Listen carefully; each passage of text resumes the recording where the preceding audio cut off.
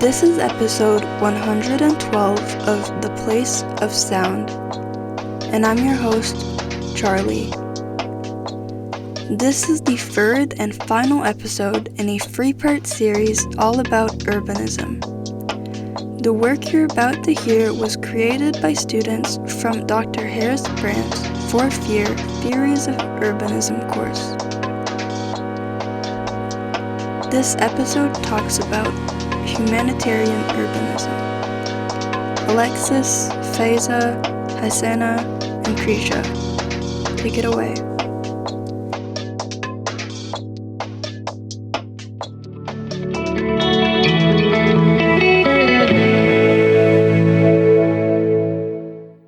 Hello and welcome back to Cartographies of Care.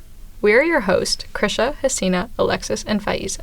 And this month, we're starting a mini-series on humanitarian urbanism. We have 5 great episodes in this series where we see humanitarian urbanism as a way of understanding how responses to crises reshape places. So what is humanitarian urbanism? To put it simply, it is the idea that humanitarian aid or action produces urban space. Scholar Marianne Potvin lets us know that humanitarian urbanism has its own spatial footprint, whether it's through camps, shelter sites, or planning tools. She lets us know that these are not neutral and actively change the spatial outcome of cities under emergency conditions. Humanitarian urbanism often unfolds through global humanitarian systems with NGOs, international agencies, and the government body of the country. For this first episode in the mini-series, we are specifically going to be focusing on humanitarian urbanism after climate-amplified disasters. When an environmental crisis hits an urban area, it causes disruptions in housing, access to water, food, healthcare, and other essential services. Humanitarian aid deals with delivering items necessary for survival, whereas humanitarian urbanism becomes about how to keep the city functioning.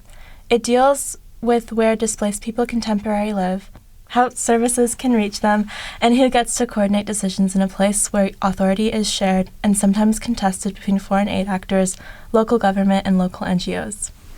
So in terms of environmental disasters, humanitarian urbanism manifests itself through displacement sites, whether they are formal camps or informal settlements. Temporary or quasi-permanent, they need governance, services, and be treated as if they are their own neighborhoods. This episode will touch on how shelter becomes a spatial system, how logistics shape service, how coordination efforts produce real urban outcomes, and how not all disasters have the same effect.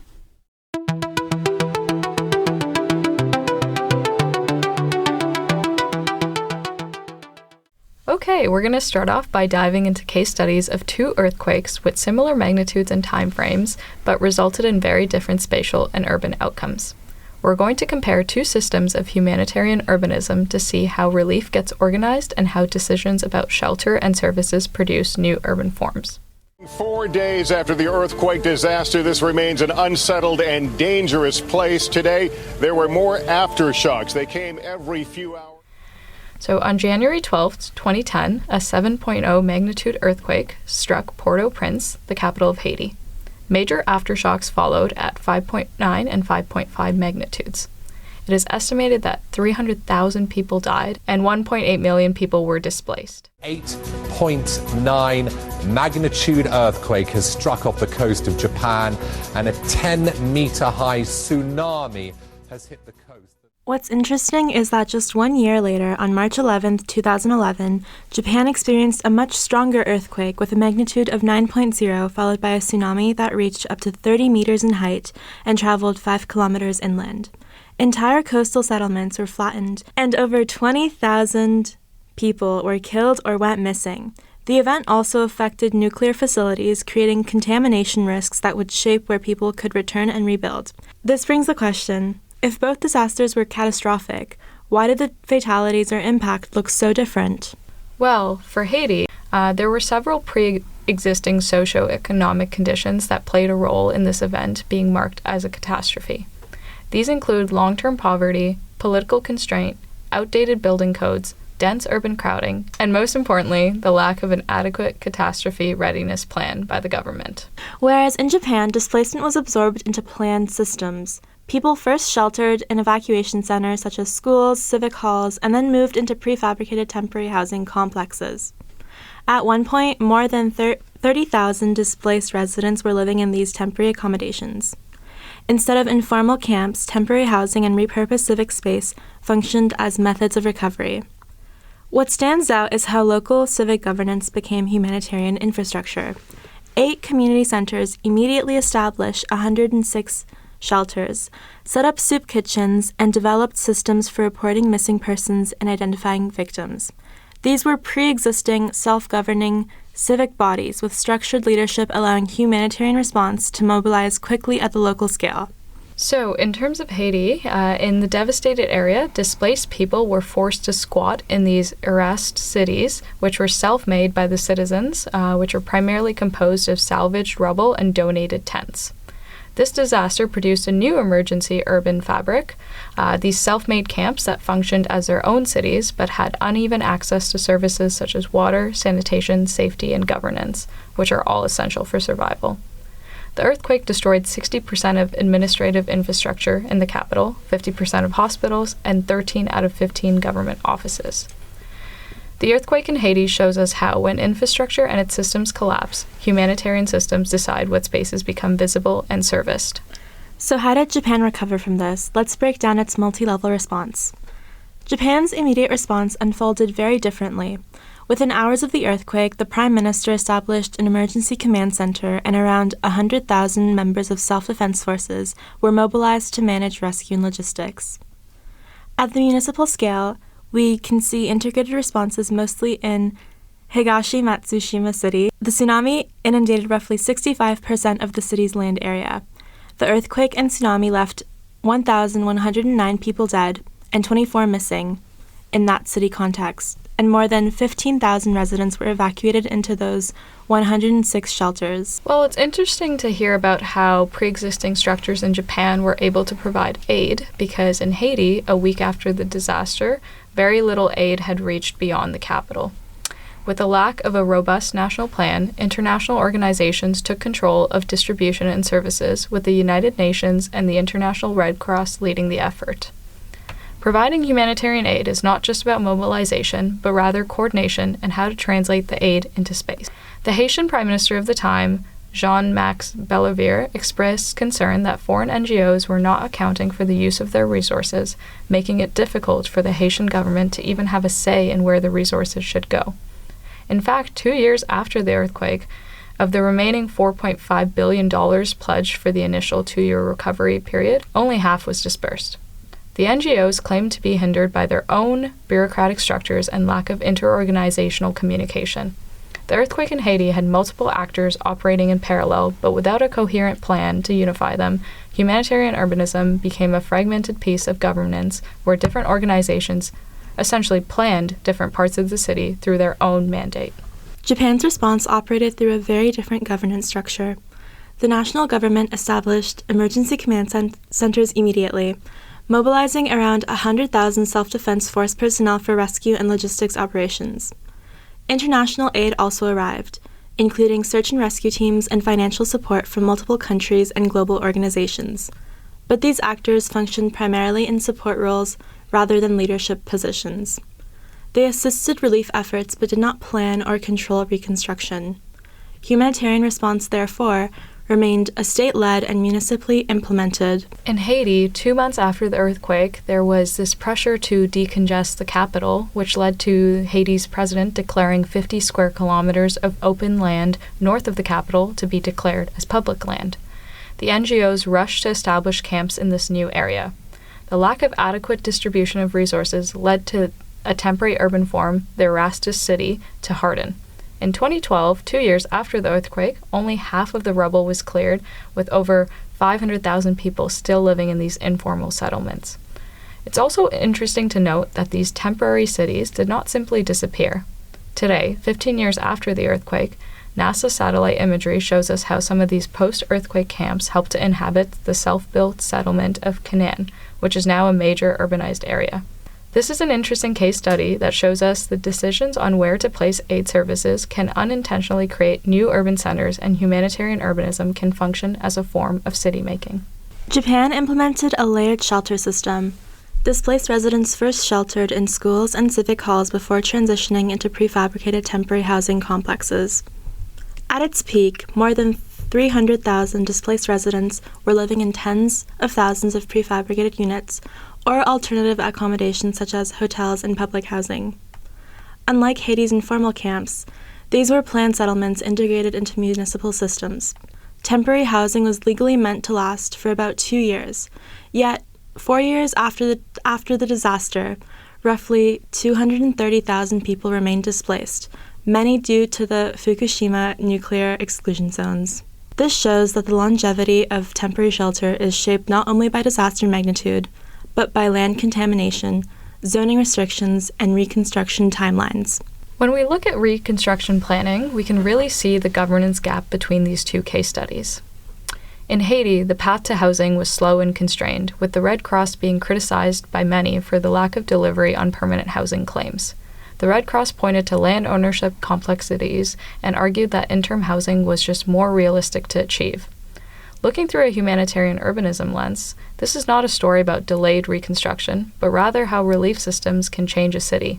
In this case, humanitarian urbanism helped configure informality, turning temporary settlement into a lasting urban form.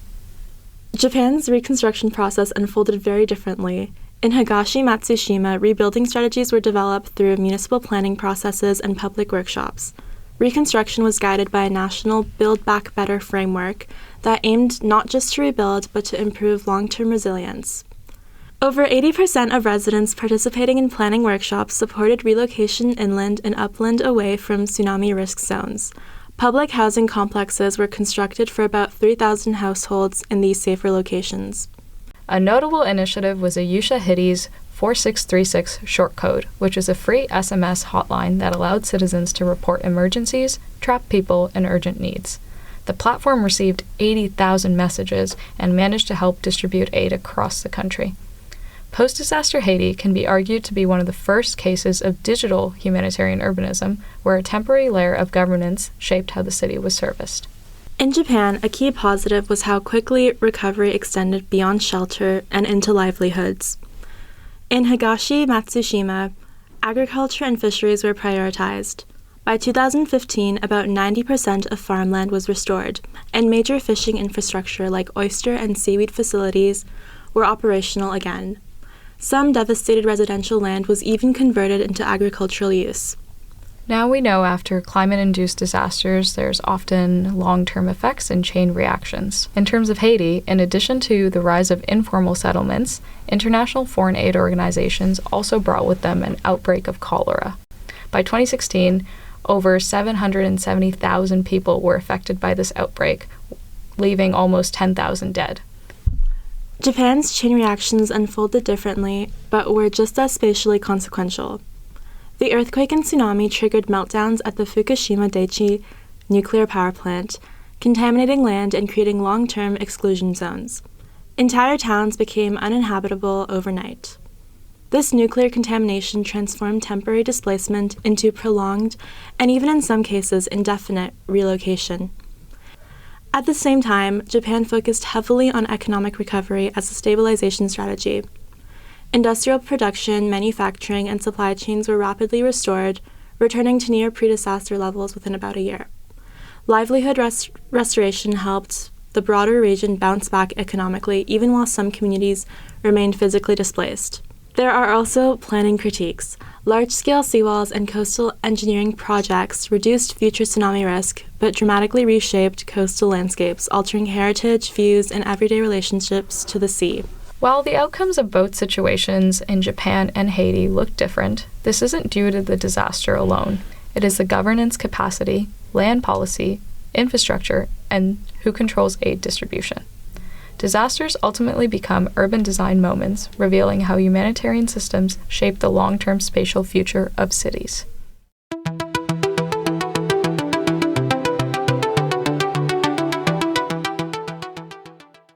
Well, thank you, Haseena and Krisha, for the discussion around those two disasters. Now, Alexis and I will shift to two very devastating hurricanes across the United States East Coast and Puerto Rico. So Hurricane Sandy took place between October 22nd and October 30th, 2012. It formed off the northeast coast of Nicaragua in the Caribbean Sea, and over 9 days it moved through Jamaica, the Dominican Republic, Haiti, Puerto Rico, Cuba, the Bahamas, and finally the U.S. East Coast.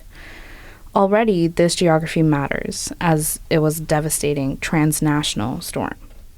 By the time Sandy made landfall in New Jersey and New York, it was categorized as a Category 2 hurricane. But what made it devastating wasn't just wind speed, it was its size. It expanded into a 1,000-mile radius superstorm and, at its peak, covered nearly a quarter of the United States. In total, 186 people were killed across the Caribbean, the U.S., and Canada. The United States alone saw 72 direct and 87 indirect deaths. The infrastructure and property damage were estimated at $88.5 billion USD. This makes it the second costliest hurricane in U.S. history after Hurricane Katrina. Approximately 11 billion gallons of untreated or partially treated sewage water were released into the watershed systems of New York, New Jersey, and Connecticut. Manhattan's Battery Tunnel completely flooded. 9 hospitals flooded and out of service. 8.5 million people lost power, and at least 650,000 homes were damaged or destroyed. Another greatly impactful hurricane is Maria, which hit Puerto Rico as a Category 4 storm on September 20th, 2017. It had winds over 150 miles per hour, making it one of the strongest storms to make landfall on the island. And just 2 weeks before that, Hurricane Irma had already passed through the island, causing power to be knocked out and system weakness. So when Maria arrived, Puerto Rico wasn't starting from zero, it was already exhausted. The entire electrical grid collapsed in a matter of hours, making the island as a whole lose power. Nearly all cell phone towers became inoperable, roads were blocked by landslides, bridges failed, traffic lights were gone, and hospitals were running on generators only if they had fuel. This was a complete shutdown of the island, not only lasting days but surpassing months. Some areas were without electricity for nearly a year, making it the longest blackout in modern U.S. history. At first, the official death toll was initially reported as 64. But over time, researchers discovered that the number was insanely higher, but this is something I'll explain later on in the podcast. Oh, so I guess you're gatekeeping now. Yeah, I guess you could say that, but this is a controversial and shocking number, which I'll explain in more detail later. I'm very intrigued. That's good. Keep the interest. Now, similar to Krisha's context in Haiti, Maria was not just a natural disaster. Puerto Rico was already in a deep economic crisis. After the federal tax breaks for corporations ended in 2006, the economy declined. In 2016, Congress passed a law called the Puerto Rico Oversight Management and Economic Stability Act, or PROMESA, which put the financial oversight controls in place and led to cuts in public spending. One of the systems that suffered was the power grid, run by the Puerto Rico Electric Power Authority. Maintenance has been delayed for years, and equipment was outdated. So Maria hit, the grid didn't just get damaged, it completely fell apart. So necessities such as food, clean water, shelter, medical care, and electricity were the most pressing in the immediate aftermath. About half the population didn't have safe drinking water. Around 75,000 homes were deemed unlivable, hospitals were crowded, and over 1 million people depended on emergency food assistance. So if we look at the government response, on paper, federal aid activated quickly. Relief coordination was handled by the Federal Emergency Management Agency, or FEMA. The U.S. Army Corps of Engineers also helped work on the restoring electricity. Groups such as Habitat for Humanity and the American Red Cross provided shelter, materials, water support, and health services. In the case of Sandy and its government responses, European meteorological models successfully predicted several days in advance that the hurricane would make an unusual swing towards the U.S. This information effectively allowed pre-staging of equipment and support teams. FEMA used authorities from the Post-Katrina Emergency Management Reform Act to mobilize before landfall. Similarly, the MTA was able to shut down the entire New York City subway system preemptively to protect infrastructure. Okay, that is very interesting because this is where our disasters contrast. Puerto Rico's already fragile infrastructure, such as electrical power grid and the financially weakened institutions, as I mentioned before, meant that even with warning, evacuation and shelter systems could not fully protect people once power, roads, and communication failed. There were reviews done afterwards by a U.S. Health and Human Services inspector, which stated that Puerto Rico Department of Health did not properly implement emergency sources before Maria, such as failing to identify shelters and resources. There is also a report of overall contact with volunteer health professionals and poor coordination structures between healthcare officials. All of this puts the residents' health and safety at risk. This is where you can see humanitarian urbanism becoming complicated. Yeah, exactly. So it reinforces a core idea in humanitarian urbanism where vulnerability is socially produced. It's not just about geography, it's about housing policy, infrastructure investment, and racialized disinvestment. Somewhat paralleling the condition of state neglect seen in Puerto Rico, residents of public housing developments and racialized enclaves in Queens, the Rockaways, and Brooklyn were struggling in the aftermath without elevators, running water, or heat. Many of these areas were initially excluded from official recovery efforts. But this is where we see something really powerful emerge. Alongside federal intervention, there was a massive grassroots mobilization. A relief network called Occupy Sandy, which emerged from the Occupy Wall Street movement, grew to an estimated 60,000 volunteers, which is 4 times the number deployed by the American Red Cross. They repurposed churches and homes into autonomous organizing centers.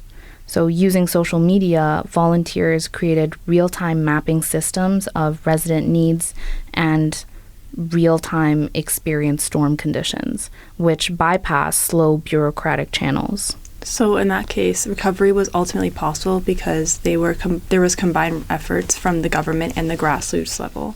Exactly. Occupy Sandy has been described as an insurgent infrastructure because it functioned as a parallel governance system. It didn't just distribute food, it reorganized space. It turned neighborhood buildings into logistics hubs. It turned smartphones into coordination tools. It reframed urban citizenship as a relational claim to participate in managing the city. Well, on the contrary, coordination in Puerto Rico was comparatively chaotic, I guess you could say. So, reports after the fact showed that many federal emergency workers deployed were not fully trained for their roles. FEMA warehouses were understocked before the storm. Communication was incredibly difficult because almost all cell towers were down. Generators, which were crucial for hospitals and water systems, were in short supply, and by 2019, only a small portion of recovery funds had actually reached the island. People also began comparing their response with the federal government's handling of hurricanes in Texas and Florida that same year. Many studies came to the conclusion that despite the more serious damage, Puerto Rico received slower and smaller scale support. This tension was reflected in the media.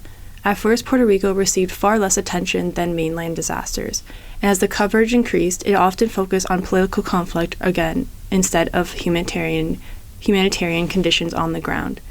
Now, bringing it back to the death toll itself, which was also controversial and caused a lot of tension. Which was reported as 64. This caused some tension, and it became a very controversial topic. Now, the final number was actually revealed to be nearly 3,000 deaths. This was only revealed after independent journalists and researchers had to push for transparency on the true number. So this demonstrates that the true crisis did not occur on the day of landfall, but rather the immediate and long-term aftermath, which is very telling of how the hurricane was handled in the immediate aftermath. But this isn't only a story about government failure, it's also a story about community strength. Similar to the grassroots mobilization with Hurricane Sandy, local neighborhood associations, churches, and NGOs cleared roads, distributed food and water, and checked in on elders. Informal networks became lifelines. In many places, people relied more on each other rather than the federal systems. Social relationships, trust, communication, and shared responsibility became just as important as physical infrastructure. So now there's this tension. On one hand, Sandy demonstrates strong federal coordination, rapid funding, and design-forward resilience planning. On the other hand, it shows that humanitarian urbanism can reinforce existing power structures, prioritizing infrastructure protection and wealthy coastal zones while marginalized communities have to wait. We see this in Puerto Rico as well. It's about how pre-existing economic and political conditions shape who recovers quickly and who doesn't. Hurricane Maria shows us that disasters are never only natural. They are shaped by history, policy, infrastructure, and inequality. And the way aid is organized, who controls it, how fast it moves, and where it goes, ends up reshaping the social and physical landscape long after the surge. This is why it's so important to understand that resilience ultimately comes as much from communities on the ground as it does from the institutions meant to protect them. So the earthquake in Haiti shows us what happens when humanitarian response unfolds in a context of infrastructural collapse and limited state capacity. International aid flooded in, but without strong coordination or land governance systems, temporary camps hardened into long-term urban forms. What was meant to be an emergency shelter reshaped the city itself. Japan offers a different lens. Response was state-led and embedded within national planning systems, from evacuation shelters to prefabricated housing, relocation planning, and coastal reconstruction. But even there, disasters produced lasting spatial consequences, from nuclear exclusion zones to engineered seawalls that permanently reshaped coastal life. So when we look at all four disasters, what becomes clear is that the disaster itself doesn't determine recovery. What really shapes the outcome is governance, infrastructure, land systems, and who controls how aid gets delivered. Because those decisions don't simply rebuild what was lost, they reshape how the city continues to exist afterward.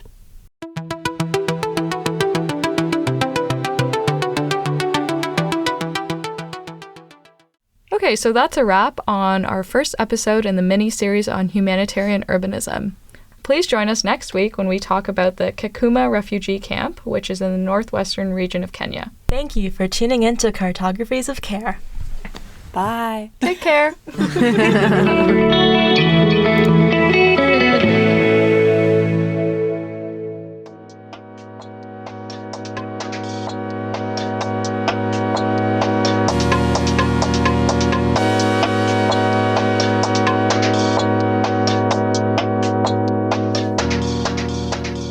Thank you for sharing your work with us.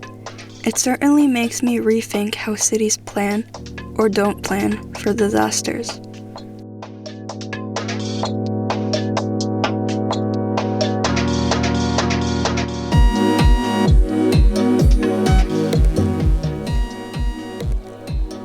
If you enjoyed this episode and want to hear more great content from students here at Carleton University, make sure to subscribe to The Place of Sound wherever you get your podcasts. If you have audio-based work you want to hear featured on the show, or if you have any comments, questions, or suggestions, please reach out to us on Instagram at The Place of Sound or via email at theplaceofsound.social@gmail.com. This has been The Place of Sound. Thank you for listening.